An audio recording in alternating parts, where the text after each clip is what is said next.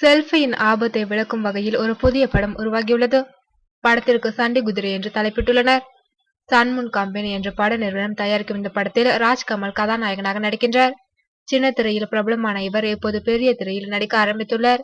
ஏற்கனவே அவர் மேல்நாட்டு மருமகன் என்ற படத்திலும் நாயகனாக நடித்துள்ளார். கதாநாயகியாக மானசா அறிமுகமாகிறார்.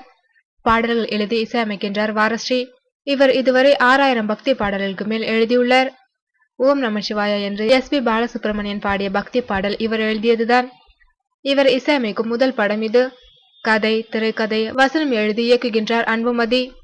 இவர் பல பத்திரிகைகளில் 350க்கும் மேற்பட்ட சிறுகதைகள் எழுதியுள்ளார்.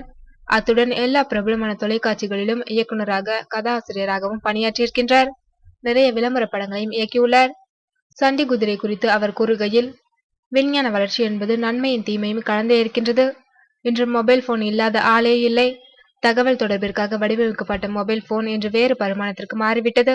அதன் இன்னொரு பக்கத்தை இதில் பதிவு செய்துள்ளோம். செல்ஃபி என்கிற வியாதியின் கருப்பு பக்கங்களை மிக நுணுக்கமாக திரைக்கதை மூலம் உணர்த்தியுள்ளோம். புதுக்கோட்டை மற்றும் அதனை சுற்றியுள்ள பகுதிகளில் படப்பிடிப்பை நடத்தியுள்ளோம். காமெடி கலந்த திகில் படமாக சண்டி குதிரை உருவாகியுள்ளது என்று அவர் தெரிவித்துள்ளார்.